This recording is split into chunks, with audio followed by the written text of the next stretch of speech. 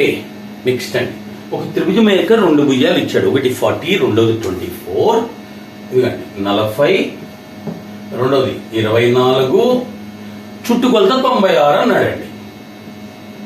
చుట్టుకొలత 96 అంటే 40, 24, 64 కాబట్టి మూడోది ఎంత అవుద్ది?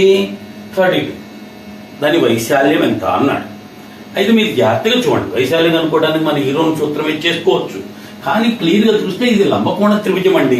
ఎలా చూడండి కావాలంటే దీంట్లోంచి 8 కామన్ తీసామనుకోండి, 5, 3, 4, కాబట్టి ఇది లంబకోణ త్రిభుజము, లంకోత్రి.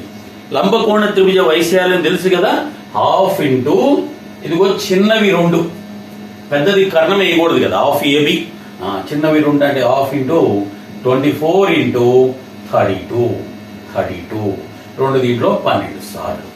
ఓకే, 12, 3 360, 24, 384 నోట్ చేస్తాం.